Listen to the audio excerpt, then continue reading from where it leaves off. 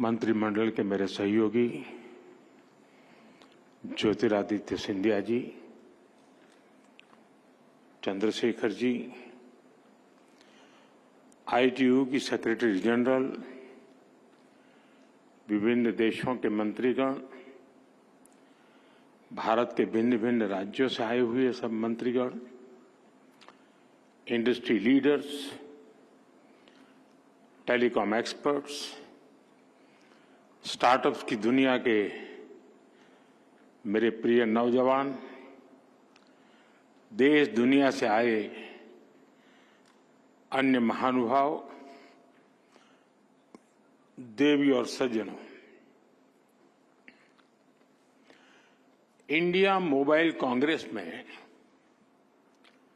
देश और दुनिया के आप सभी साथियों का बहुत बहुत अभिनंदन।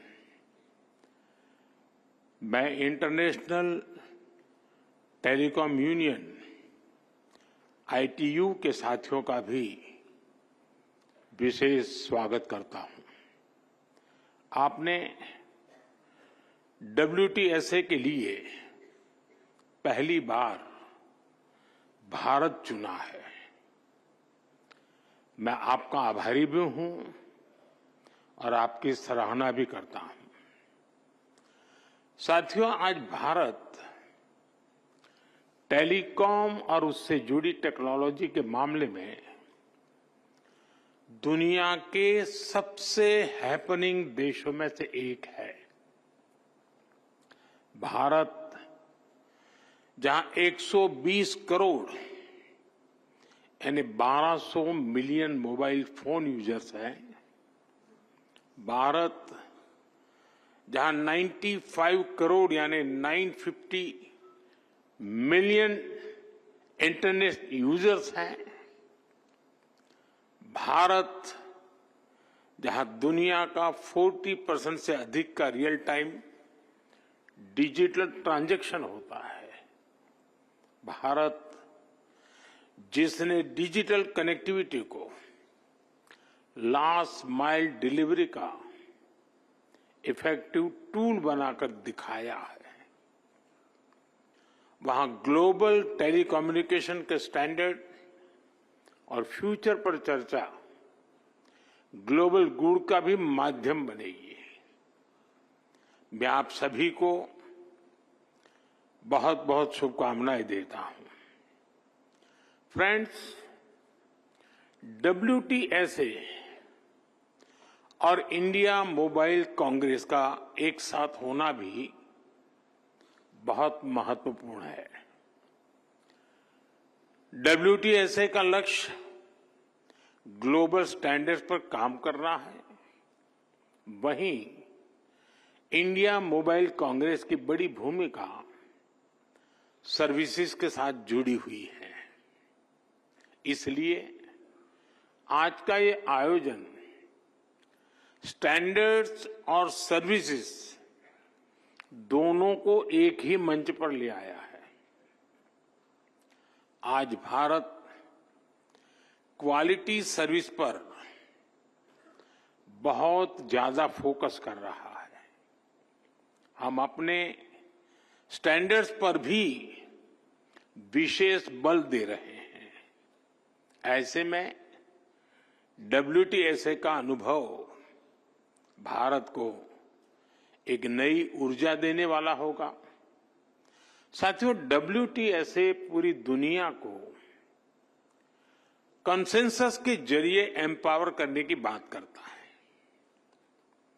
इंडिया मोबाइल कांग्रेस पूरी दुनिया को कनेक्टिविटी के जरिए सशक्त करने की बात करती है।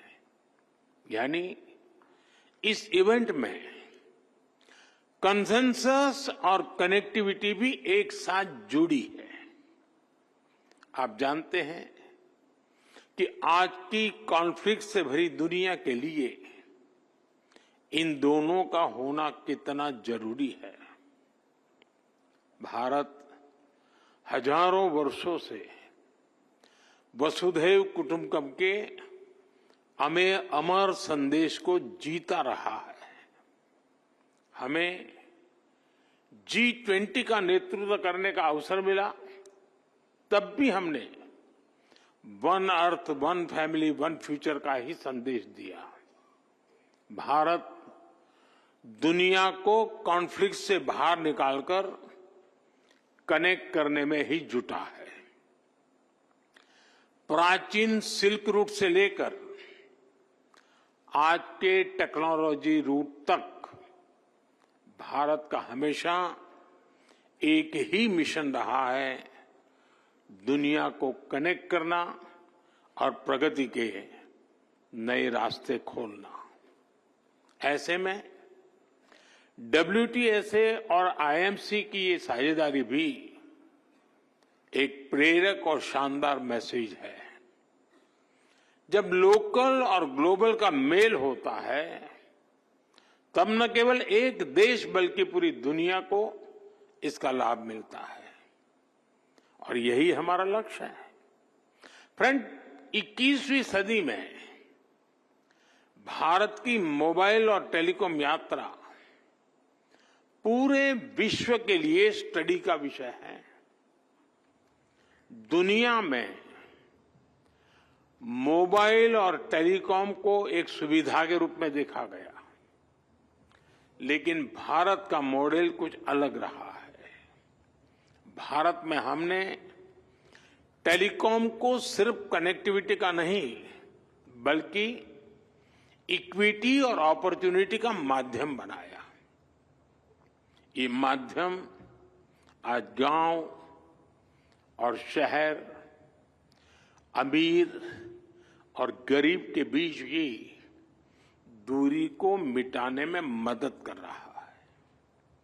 मुझे याद है, जब मैं 10 साल पहले डिजिटल इंडिया का विजन देश के सामने रख रहा था, तो मैंने कहा था कि हम टुकड़ों में नहीं, बल्कि होलिस्टिक अप्रोच के साथ चलना होगा। तब हमने डिजिटल इंडिया के 4 पिलर्स की पहचान की थी। पहला, डिवाइस की कीमत कम होनी चाहिए। दूसरा, डिजिटल कनेक्टिविटी देश के कोने कोने तक पहुंचे।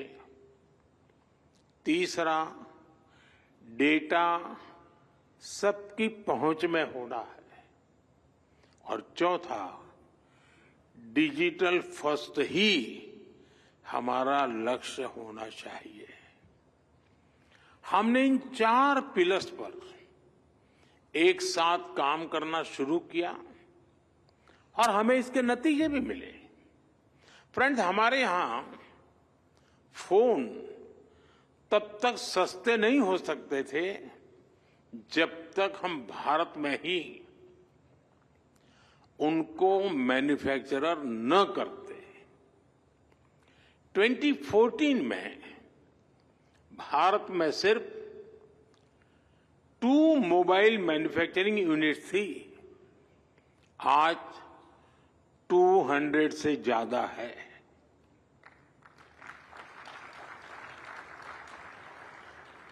पहले हम ज्यादातर फोन बाहर से इंपोर्ट करते थे, आज हम पहले से 6 गुना ज्यादा मोबाइल फोन भारत में बना रहे हैं। हमारी पहचान एक मोबाइल एक्सपोर्टर देश की है, और हम इतने पर ही नहीं रुके हैं। अब हम चिप से लेकर फिनिश प्रोडक्ट तक दुनिया को एक complete made in India phone देने में जुटे हैं। हम भारत में सेमीकंडक्टर इकोसिस्टम पर भी बहुत बड़ा इन्वेस्टमेंट कर रहे हैं। फ्रेंड्स, कनेक्टिविटी के पिलर पर काम करते हुए भारत में हमने ये सुनिश्चित किया कि हर घर कनेक्ट हो। हमने देश के कोने कोने में मोबाइल टावर्स का एक सशक्त नेटवर्क बनाया, जो हमारे ट्राइबल एरियाज हैं, हिली एरियाज हैं, बॉर्डर एरियाज हैं, वहां बहुत कम समय में ही हजारों मोबाइल टावर लगाए गए। हमने रेलवे स्टेशन और दूसरे पब्लिक प्लेसेस पर वाईफाई की सुविधा दी। हमने अपने अंडमान निकोबार और लक्षद्वीप जैसे आइलैंड को अंडर सी केबल्स के माध्यम से कनेक्ट किया। भारत ने सिर्फ 10 साल में जितना ऑप्टिकल फाइबर बिछाया है, उसकी लंबाई धरती और चंद्रमा के बीच की दूरी से भी 8 गुना है।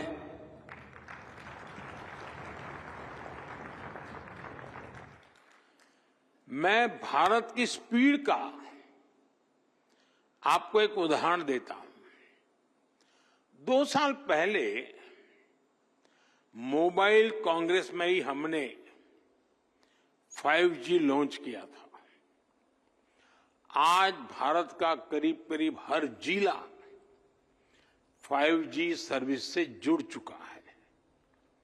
आज भारत दुनिया का दूसरा बड़ा 5G मार्केट बन चुका है और अब हम 6G टेक्नोलॉजी पर भी तेजी से काम कर रहे हैं। साथियों, भारत ने टेलीकॉम सेक्टर में जो रिफॉर्म्स किए, जो इनोवेशन किए, वो अकल्पनीय है, अभूतपूर्व है। इससे डेटा की कीमत बहुत कम हुई।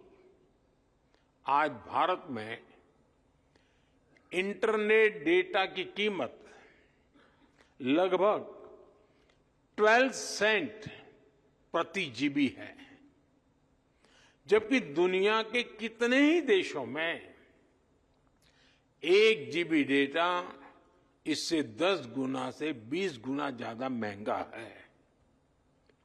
हम भारतीय आज हर महीने औसतन करीब 30 जीबी डेटा कंज्यूम करते हैं।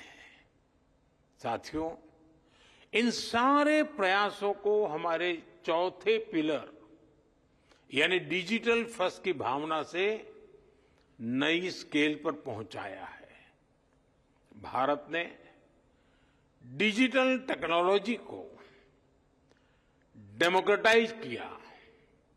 भारत ने डिजिटल प्लेटफॉर्म बनाए और इस प्लेटफॉर्म पर हुए इनोवेशन ने लाखों नए अवसर पैदा किए। जनधन, आधार और मोबाइल की जेम ट्रिनिटी कितने ही नए इनोवेशन का आधार बनी है। यूनिफाइड पेमेंट्स इंटरफेस यूपीआई ने कितनी ही नई कंपनियों को नए मौके दिए हैं। अब आजकल ओएनडीसी की भी ऐसी ही चर्चा हो रही है। ओएनडीसी से भी डिजिटल कॉमर्स में नई क्रांति आने वाली है। हमने कोरोना के दौरान भी देखा है कि कैसे हमारे डिजिटल प्लेटफॉर्म्स ने हर काम आसान किया है। जरूरतमंदों तक पैसा भेजना हो, कोरोना से निपटने में जुटे कर्मचारियों तक रियल टाइम गाइडलाइंस भेजनी हो, वैक्सीनेशन का प्रोसेस स्ट्रीमलाइन करना हो, वैक्सीन का डिजिटल सर्टिफिकेट देना हो, भारत में सब कुछ बहुत स्मूथली हुआ। आज भारत के पास एक ऐसा डिजिटल बुके है जो दुनिया में वेलफेयर स्कीम्स को एक नई ऊंचाई दे सकता है। इसलिए G20 प्रेसिडेंसी के दौरान भी भारत ने डिजिटल पब्लिक इंफ्रास्ट्रक्चर पर बल दिया और आज मैं फिर दोहराऊंगा, भारत को डीपीआई से संबंधित अपना अनुभव और जानकारी सभी देशों के साथ शेयर करने में खुशी होगी। साथियों, यहां WTSA में नेटवर्क ऑफ वीमेन इनिशिएटिव पर भी चर्चा होनी है। ये बहुत ही इंपॉर्टेंट विषय है। भारत वीमेन लेड डेवलपमेंट को लेकर बहुत ही गंभीरता से काम कर रहा है। G20 प्रेसिडेंसी के दौरान भी हमने अपने इस कमिटमेंट को आगे बढ़ाया। टेक्नोलॉजी सेक्टर को इंक्लूसिव बनाना, टेक्नोलॉजी प्लेटफॉर्म से महिलाओं को एम्पावर करना, भारत इस लक्ष्य को लेकर चल रहा है। आपने देखा है कि हमारे स्पेस मिशंस में हमारी वीमेन साइंटिस्ट का कितना बड़ा रोल है। हमारे स्टार्टअप में विमेन को फाउंडर की संख्या लगातार बढ़ रही है। आज भारत की स्टेम एजुकेशन में 40% से अधिक हिस्सेदारी हमारी बेटियों की है। भारत आज टेक्नोलॉजी लीडरशिप में महिलाओं के लिए ज्यादा से ज्यादा अवसर बना रही है। आपने सरकार के नमो ड्रोन दीदी कार्यक्रम के बारे में जरूर सुना होगा। ये खेती में ड्रोन क्रांति को बढ़ावा देने वाला कार्यक्रम है। इस अभियान को भारत के गांवों की महिलाएं लीड कर रही हैं। डिजिटल बैंकिंग, डिजिटल पेमेंट्स को घर घर पहुंचाने के लिए भी हमने बैंक सखी प्रोग्राम चलाया। यानी महिलाओं ने डिजिटल अवेयरनेस प्रोग्राम को भी लीड किया। हमारे प्राइमरी हेल्थ केयर, मैटरनिटी और चाइल्ड केयर में भी आशा और आंगनवाड़ी वर्कर्स का बहुत बड़ा रोल है। आज ये वर्कर्स टैब्स और एप्स के माध्यम से इस पूरे काम को ट्रैक करती है। महिलाओं के लिए हम महिला ई-हार्ट कार्यक्रम भी चला रहे हैं। ये विमेन एंटरप्रेन्योरशिप के लिए एक ऑनलाइन मार्केटिंग प्लेटफॉर्म है। यानी आज गांव-गांव में भारत की महिलाएं ऐसी टेक्नोलॉजी पर काम कर रही हैं जो अकल्पनीय है। आने वाले समय में हम इसका दायरा और बढ़ाने वाले हैं। मैं उस भारत की कल्पना कर रहा हूं जहां हर बेटी एक टेक लीडर हो। फ्रेंड्स, भारत ने अपनी G20 प्रेसिडेंसी के दौरान एक गंभीर विषय दुनिया के सामने रखा था। इस विषय को मैं WTSA जैसे ग्लोबल प्लेटफॉर्म के सामने भी रखना चाहता हूं। ये विषय है डिजिटल टेक्नोलॉजी के ग्लोबल फ्रेमवर्क का, ग्लोबल गाइडलाइंस का। अब समय आ गया है कि ग्लोबल इंस्टीट्यूशंस को ग्लोबल गवर्नेंस के लिए इसके महत्व को स्वीकारना होगा। टेक्नोलॉजी के लिए वैश्विक स्तर पर डूज एंड डोंट्स बनाने होंगे। आज जितने भी डिजिटल टूल्स और एप्लीकेशंस हैं वो बंधनों से परे हैं, किसी भी देश की बाउंड्री से परे हैं। इसलिए कोई भी देश अकेले साइबर थ्रेट से अपने नागरिकों की रक्षा नहीं कर सकता। इसके लिए हमें मिलकर काम करना होगा। ग्लोबल संस्थाओं को आगे बढ़कर जिम्मेदारी उठानी होगी। हम जानते हैं, हमारा अनुभव, जैसे हमने एविएशन सेक्टर के लिए एक ग्लोबल रूल्स एंड रेगुलेशन का फ्रेमवर्क बनाया है, वैसे ही फ्रेमवर्क की जरूरत डिजिटल वर्ल्ड को भी है और इसके लिए WTSA को और अधिक सक्रियता से काम करना होगा। मैं WTSA से जुड़े हर सदस्य को से कहूंगा कि वो इस दिशा में सोचें कि कैसे टेलीकम्युनिकेशन को सभी के लिए सेफ बनाया जाए। इस इंटरकनेक्टेड दुनिया में सिक्योरिटी किसी भी तरह से आफ्टर थॉट नहीं हो सकती।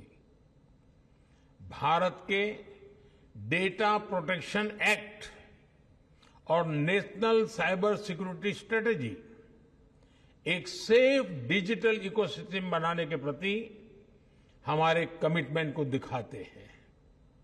मैं इस असेंबली के सदस्यों से कहूंगा, आप ऐसे स्टैंडर्ड्स बनाएं जो इंक्लूसिव हो, सिक्योर हो और भविष्य के हर चैलेंज के लिए एडेप्टेबल हो। आप एथिकल AI और डेटा प्राइवेसी के ऐसे ग्लोबल स्टैंडर्ड्स बनाएं जो अलग अलग देशों की डायवर्सिटी का भी सम्मान करें। साथियों, ये बहुत जरूरी है कि आज के इस टेक्नोलॉजिकल रिवॉल्यूशन में हम टेक्नोलॉजी को ह्यूमन सेंट्रिक डायमेंशन देने का निरंतर प्रयास करें। हम पर ये जिम्मेदारी है कि ये रिवॉल्यूशन रिस्पॉन्सिबल और सस्टेनेबल हो। आज हम जो भी स्टैंडर्ड सेट करेंगे उससे हमारे भविष्य की दिशा तय होगी। इसलिए सिक्योरिटी, डिग्निटी और इक्विटी के प्रिंसिपल्स हमारी चर्चा के केंद्र में होने चाहिए। हमारा मकसद होना चाहिए कि कोई देश, कोई रीजन और कोई कम्युनिटी इस डिजिटल युग में पीछे न रह जाए। हमें सुनिश्चित करना होगा हमारा भविष्य टेक्निकली स्ट्रांग भी हो और एथिकली साउंड भी हो। हमारे भविष्य में इनोवेशन भी हो, इंक्लूजन भी हो। साथियों, WTSA की सफलता के लिए मेरी शुभकामनाएं आपके साथ है, मेरा सपोर्ट आपके साथ है। आप सबको मेरी बहुत बहुत शुभकामनाएं। बहुत बहुत धन्यवाद।